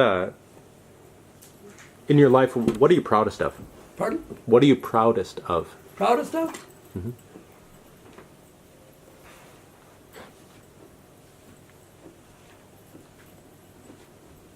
I would say my children. Yeah. What about them makes you proud? The way they're living their lives. And you know, and as you get older, as everybody gets older, there's a certain, when you get to your age, a certain age, the most thing you want out of life is your children to be happy. I'm okay. Forget about me. I just want my kids to be happy. And that is so important in life. And that's how I feel. And I see so many people where we're living now, and their kids, they're either in, I know some kids down there that they're in jail, and I know them. And I've helped them. They've lived in our house. I'm trying to help them, and now they're in jail because a lot of it is parenting, and a lot of it is I don't know. How would you like to be remembered? Oh, these are crazy. I don't know. That's a tough one. When they said, Jim, he was... Oh. No, I couldn't. That's a tough one to answer. Pretty tough to answer. What? He was a guy. He was a good guy. You know. People are probably going to say that. Huh? People are going to say that, I think. I don't know. Yeah. I don't even know where I'm going to be buried. I don't know that yet. That's something we don't talk about, and that's something we have to. But I don't know. During church this morning, you told the story about who's the one next to you? The good-looking one. I'm sorry. When you said the good-looking one next to you? Who was that? That story. Why don't you tell that story? The one you told this morning at church about the deaf woman from the south that came up north. You want to hear that again? Well, the camera hasn't heard it yet. Yeah. Well, we were at this church in Sisseton, South Dakota. And there was a lady there. Her name was Mrs. Gerhardson. She was from Arkansas, I'm quite sure. She had lost her hearing as a child, so she talked real funny, but her husband was with her, and he would kind of help her. And she was up on the platform, and she called Judy up. And Judy was just standing there, and then she was looking around, and she said, "Is that your husband there? Standing there?" And I made a joke. She didn't say that good-looking one. I could have made another joke, because is that your husband there? Now, Judy could have said, "Yeah," or she could have said, "Yeah." So I don't know what she said, but she did say yes, and she went like that to me. And this is so powerful because I'll live forever knowing this exactly. And she stood up there, and we stood there, and she so heard from God, because she would just be quiet, and she'd say, "I hear that, Lord, I hear that, Lord." And what she said was, "I see you two instruments completely out of tune." And it was so true, so true. And but she said, God is going to twist on one, turn a little bit here on the other one, and she'll become one instrument in perfect harmony. And by this time, Judy's bawling. She's a mess. Of course, me, I'm standing there, like that. But, and then, I don't know what else she said. She did some more thing, but Andy Schultz was running the thing, and his tape ran out because she prophesied a lot of other stuff, but we don't have it because the tape ran out. Anyway, that's irrelevant. But anyway, and we get a phone call one day from Larry Swafford, and he said, God told me to come to your house. I'm telling you, this is so true. He said, God told me to come to your house, and Larry came, and he came every week for, I think it was 10, 12 weeks. And every day he would come, it would be a section of the book that we use today in our marriage classes. And he would leave it. And boom, boom, boom. And this became a book that we have taken with us to different places and have ministered to couples. And one thing that I remember, I didn't dare touch it too much this morning at church, but this is so true. One of the first things, as a couple will sit down across from me, I will give them a pad, a pencil, and I said, I want you to do me a favor. On a 1 to 10, 10 being good, 1 being bad, I want you to rate your marriage on a 1 to 10. But don't look at each other's. Invariably, the men will be 8, or an 8, at least an 8, maybe a 9. The women will be less than 5 every time. That's what I meant by men. Most men are in la la land. They don't know what's going on. So a lot of them, most. Sitting here today, yeah. If you were to rate your marriage, where would it be? My marriage? Well, no one's got a perfect marriage. Oh, it's an 8 or 9, because we deal with it right now. We don't let it fester. Here's something Do you think Judy would also rate it? Something that's very important, and it tells us in the Bible, the little foxes spoil the vine. So if you have a little fox, deal with it. Deal with it. And we never did. And as a matter of fact, we were the same Glenna that we went to, I told you earlier. Judy went to Glenna one time, and Glenna said, well, what's your nationality, Judy? And Judy said, well, Welsh and English. Oh, my God. She said, you're a stuffer. What? She said, Judy, you're a stuffer. You stuff your things. Yeah, and Judy was a stuffer. And she's quit doing that. And I'm not blaming her, but that's what she would do. I would do something stupid, or whatever, and we wouldn't deal with it. She would stuff it. And the next time I did it again, she'd stuff it. And pretty soon, I'd be walking across the house one day, and all of a sudden, there's too many stuffs, and I'd feel like I was being bushwhacked. I explode. All these little boxes, they became big, and all of a sudden, here's this explosion, and she'd bring up all this crap not that I didn't do it, but I did do it, but we didn't deal with it right away. The little fox. And so sometimes we got to go fox hunting and deal with them. And that's what was bothering, that's what our marriage was in trouble, big problem with, was she was stuffing things, and I was putting them in a drawer and dealt with that puppy, because we're logic. And women are emotional, and they have a lot of feelings, and they want to get them out and talk about them again and again and again. And we have to listen, because you know why we listen? Because Christ said, your love to wife as Christ loved the church. What did Christ do for the church? He sacrificed. So we as men have to sacrifice if we're to love our wives like he loved the church. So that's what we do. We sacrifice. We do things sometimes we don't want to do. We do them. And you know what else? When please stop me if I'm preaching too much, but I want to share this, because if anybody's listening to this, you've got to remember this. When God said it's not good that Adam live alone, so he made him a helpmeet. And you can't imagine the times that Judy has been my helpmate to my benefit. I remember working out on the road here, right on the way to Siston. I was working for Gerald Johnson. He's the biggest jerk in the world. And I'd come home and I'd say, Judy, I can't work for this guy.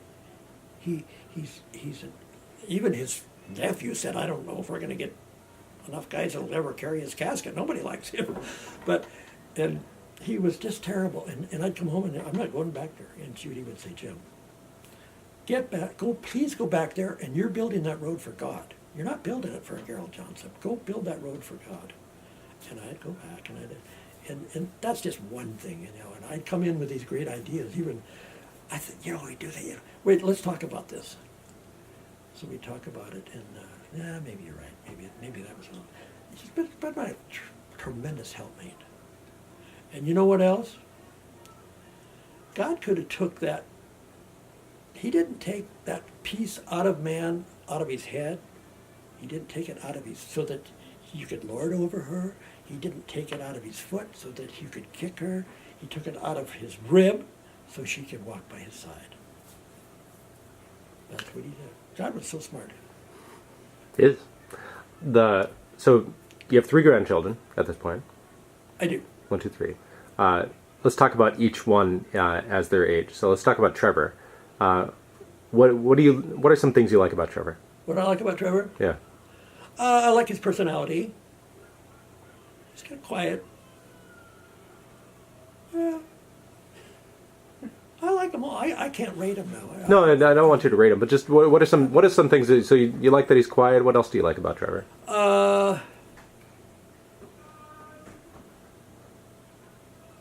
You know what really surprises me of Trevor? He's down here. He never used to eat a thing. We all fought with him. Come on, God, he wouldn't eat. And yet, that kid is built. He has got a build on him. I can't believe it. He built. True. That's really nice. Yeah. What do you like about Avery? Avery? I like Avery's very outgoing. I like that in a kid. Mm-hmm. She's more outgoing than Trevor, I think. I don't know. Their parents are sitting here. I don't know. No, I like Avery. Yeah. Aiden, I like them all. I don't want to rate my grades. Don't rate them, but just say some things. What do you like about Aiden? Aiden? I like about Aiden is he's very grown up for his age. He's very smart. You could be asking me what I don't like about these kids. That's true, but I don't want that to be on videotape. I'd have a lot it'd be a lot easier. Right, that's true. You got a naughty and light. Well, you got a black book and a white book, right? Yeah. I'm just asking out of the white book. Is what I'm looking at. I'm joking. Yeah, I know you. Yeah. So, Kiyuna, what do you like about her? Kiyuna? Yeah. Oh, her outgoingness. Mm-hmm. I like a kid. Yeah, I like a kid like that. She's the funniest person she knows, too. Yes. So when you think about not your grandchildren, but your great-grandchildren, so when Trevor and Avery and Aiden and Kayun have kids, what would you like them to know about you? About me? Yeah. And what words of wisdom would you want to pass on about them to them? I don't think they would talk about me. They might be watching this.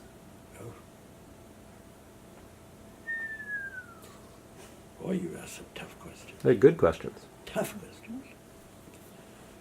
Oh, I don't know. I really couldn't answer that. What everybody would want. He was an all right guy. Yeah. What would you want them to do with their lives that you've learned in yours? What would I want them to do? Mm-hmm. Like what that lessons? I didn't do? Yeah, what lessons would you teach them based on? I kind of admire a young person when they figured out what they would want to be when they're young, and that was my problem. I didn't know what I wanted to be, and no one asked me what I wanted to be, and nobody pushed me what I think I should be. I just kind of drifted, and that's not good. Don't be a drifter. Put something in it. God will give you a desire you want to be, but I didn't have that. No one pushed me, and like I said, from 21 to 31, I just floated. Wasted 11 years, didn't better myself, didn't do nothing, except nothing to better myself. why didn't I go to college? Why didn't I go to a trade school and learn something, learn a trade or something? But I didn't. I learned how to run scraper really good. But you could train a monkey to do that too. Yeah. So what do you look forward to in the future? Look forward to in the future? Mm-hmm. What do you look forward to?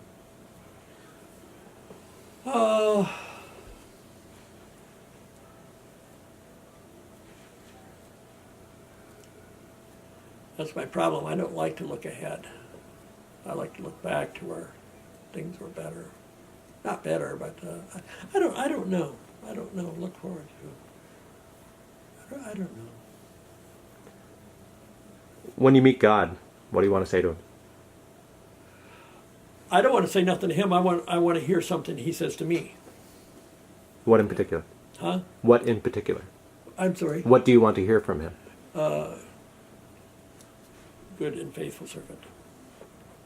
You did good, my good and faithful servant. Do you think you're going to hear that? I hope so. I went to church this morning. I thought that was a very good sermon.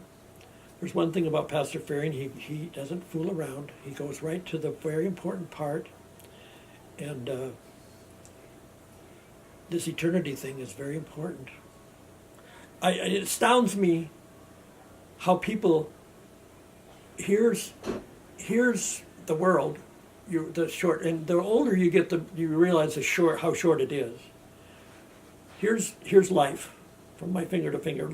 People will lie, steal, and kill to prosper in this short period, and never think about everything. Never think about eternity. That blows my mind.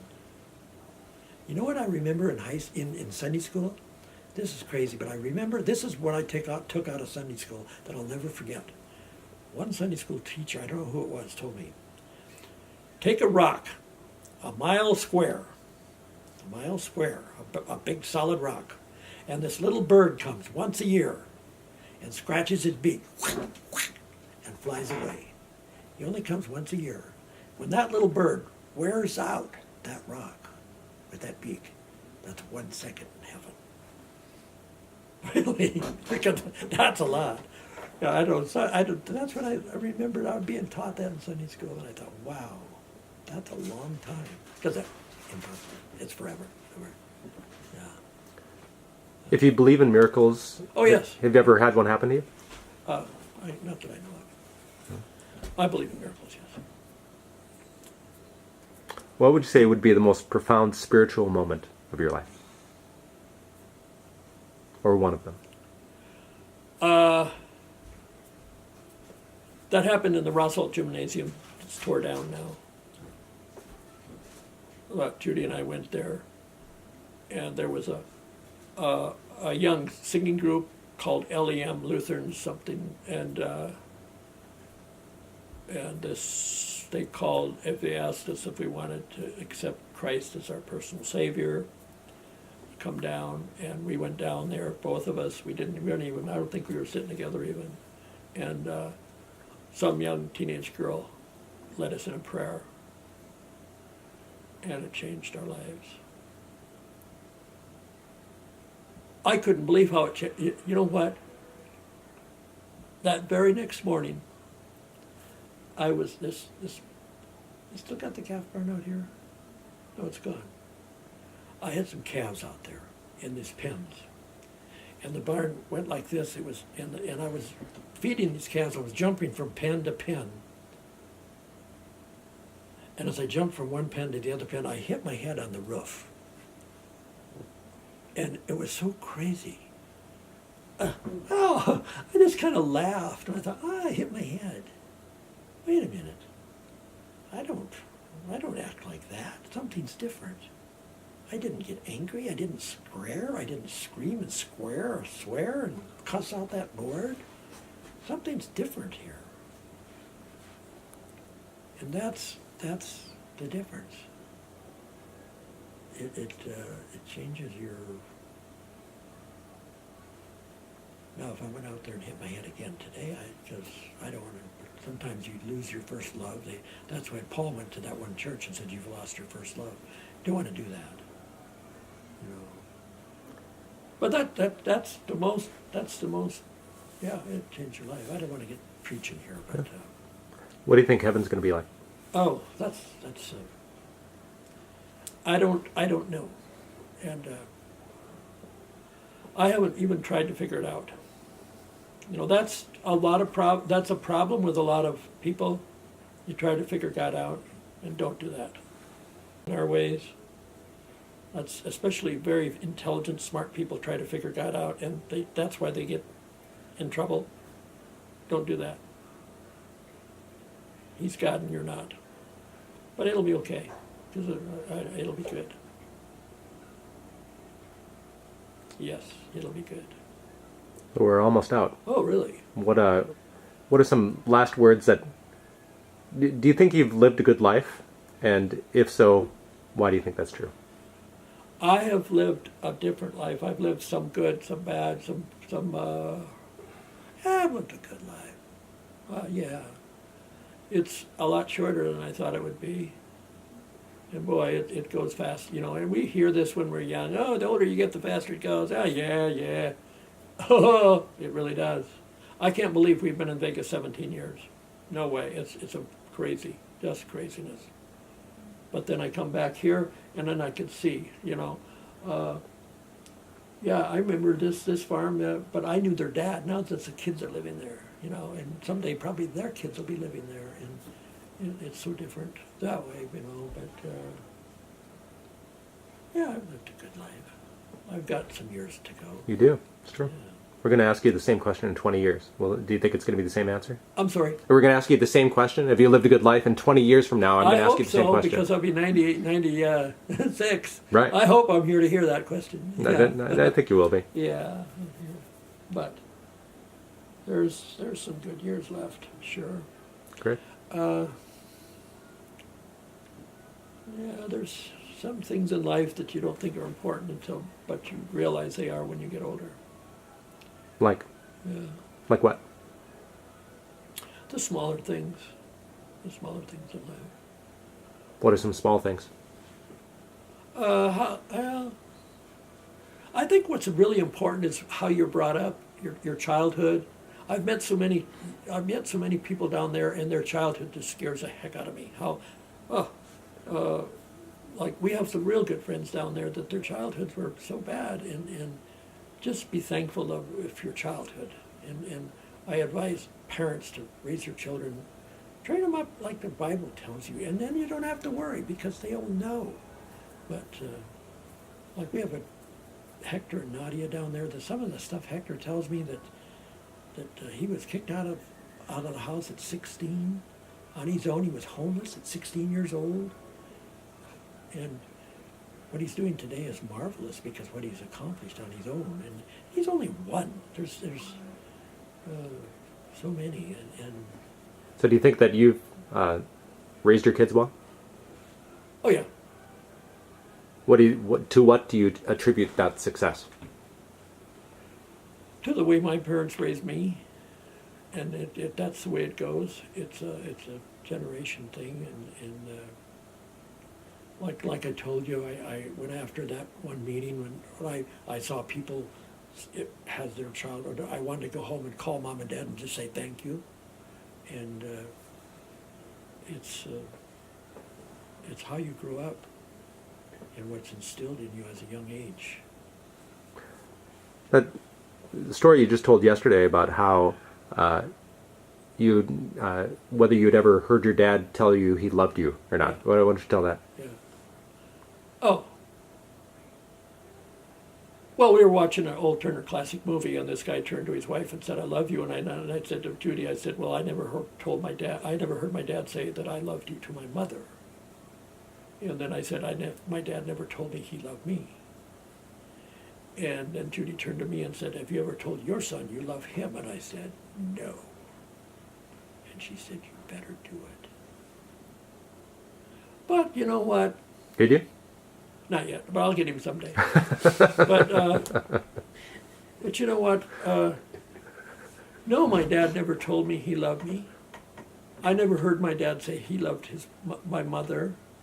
But after watching all those people come forward for prayer, for abuse, and for this, and for that, and for neglect, and for abandonment, and at that one conference, and I wanted to go home and just call Mom and Dad and say thank you, that's love. That's love. Yeah, I couldn't believe it. I turned to Judy. I don't want to repeat myself, but I turned to Judy. You think anybody will go up there for prayer? The whole world's been up there. They're all a mess because of their childhood. Because that's what they were talking about. And that's when on the way home I turned to Judy and I said, I should go home and get on the phone and call Mom and Dad and just say, hey, thanks for being who you were. Yeah. And they don't have to tell me to love. Show it. Show it. There's more ways to show than, this word love, but there's action. Action. Faith without action, the Bible tells us faith without action is dead. You can, and back to character. You know the story about the what is it, the guy that falls on the roadside and everybody what is that? The Good Samaritan? Yeah, the Good Samaritan. I learned more about that than being a Good Samaritan. You know what I learned there? What did that man say? He took him and he now fix him up. And he also said, not only fix him up, he said, whatever you charge, let me know. I'll be back and I'll pay you. I learned more than being a good guy. I learned character. That man said, whatever it costs, I'm going to come back and I'll pay you for it. That's character. And there's more to that parable than kindness. There's character in there too. And that character will take you a long ways. And a lot of the church lacks it. What do you think are attributes of good character?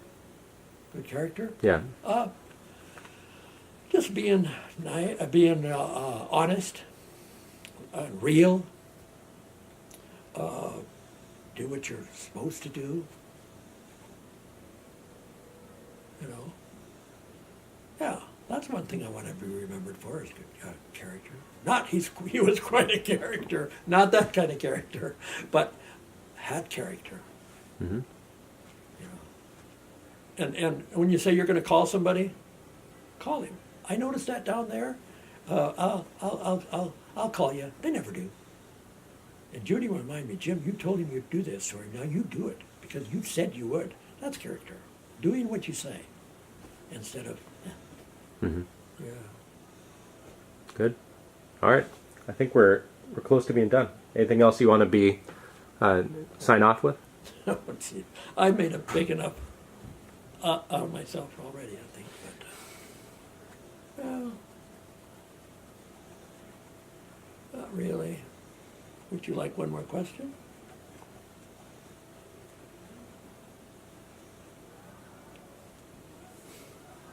What would you like for dinner tonight? What's your favorite dinner meal? Oh. You know how I used to ask this question? If you were on your way to the gallows in the there we are. gas chamber and they ask you your last meal, what would it be? Good. What would yours be?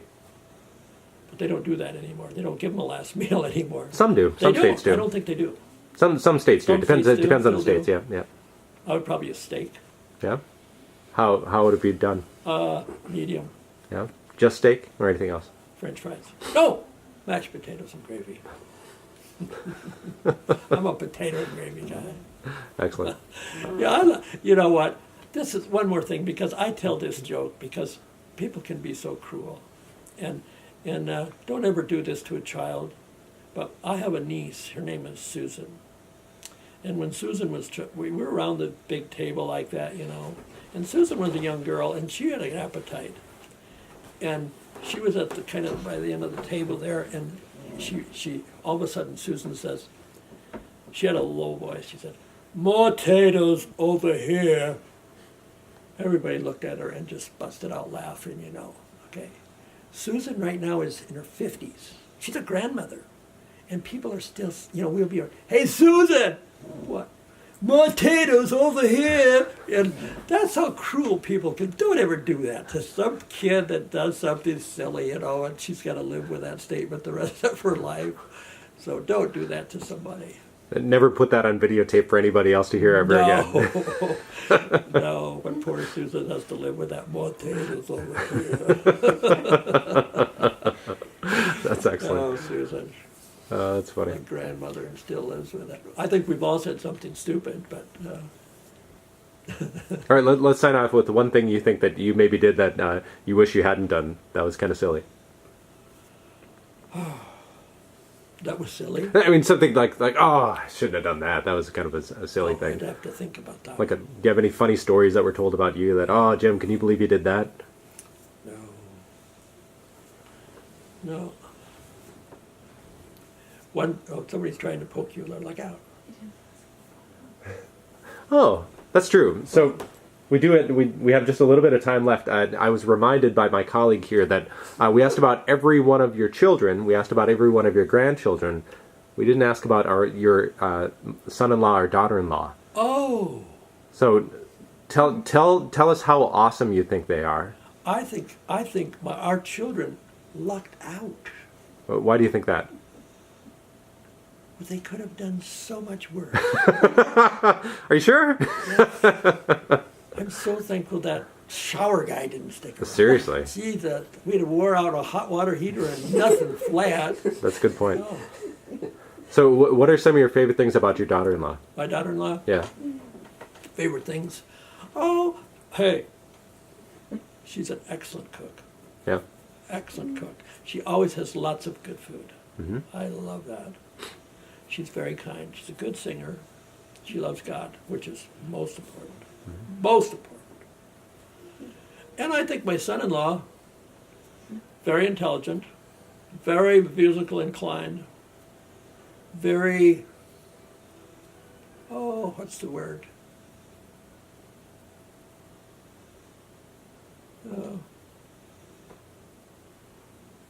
A good father, a very good father, which is very important. I know his children will be raised the way they should, which is my grandchildren, which are very important to me. I'm very proud of that. I'm proud of him for raising his children like that. And the same way with my daughter-in-law. She's very child conscientious, mm-hmm. and she's a good mother. And you're a good father. I didn't mean to say you're. You could say you're. Damien, yeah. Damien. Not kidding. I'm kidding. No. I'm proud of both of them. And good. I'm happy that my kids are married to who they are. Great. Yes. So I think a last sign-off question would be, Yes. Some people want to live forever, and some people say, past this age, I don't think I want to go. How long do you want to live? It all depends on my health, of course. That's common sense. I don't want to be incapacitated. I know the Bible says we're to get 70. I think that's what it says. That's only 70. 60 and 10, 70. Mm-hmm. And I'm on borrowed time right now, but I think somewhere else in the Bible it says that's longer than that. But we've got better medicine now than they did then. Yeah. They said, God doesn't make mistakes, but how come people need glasses, and how come they get such sore backs and stuff like that? That's one thing I've wondered. That's a couple questions I'd have to ask God. Hmm. So if you... You know what Judy's going to ask God the first thing she gets? Why, God, did you make us so different? Why are men so different than women? Why did he make us so different? Why do you think? I don't know. So that... gives us something to talk about. Have I got a minute? Yeah. I want to tell you what happened to me sitting right there one night. We were studying our marriage class, and it was on the part that I am to love my wife as Christ loved the church. All right? Then there's an old adage that where the teacher gets taught, and that's so true. So we learn so much just preparing for these things. So we went to bed, and I have never loved this woman so much in my life. Judy, are you warm enough? I was talking to her, man, and are you sure you need another blanket? I mean, I just couldn't do enough for her. Pretty soon I hear Domino at the door, meowing. Normally, I'd say, Judy, your cat wants out. You better let him out. No, Judy, don't move. I'll get him. I'll get him. I couldn't do enough for this woman because I was loving her so much. And I woke up the next morning, and I don't think she would have wanted me to love her that much because I was smothering her. She told me that, a little bit of me, all right, but not that much. And I often wondered why God did that to me. And I come to the conclusion that he showed me that night, that's how much he loves me. You don't realize how much he loves us. I think that's a pretty good way down. That was an experience. I mean, that wasn't me. That was just so crazy. And just remember how much God loves you. And love conquers everything. Love is the most powerful. The greatest of these is love. That's what the Bible says, and it is. It is. And that's what's lacking in this world is love. I better be quiet. It's December 24th, Christmas Eve on 2017. This is Jim Anderson in Rosholt, South Dakota. And like Walter Cronkite used to say, and that's the way it is. That's the way it was. This is Walter Cronkite, and that's the way it is. The world according to Jim. The world according to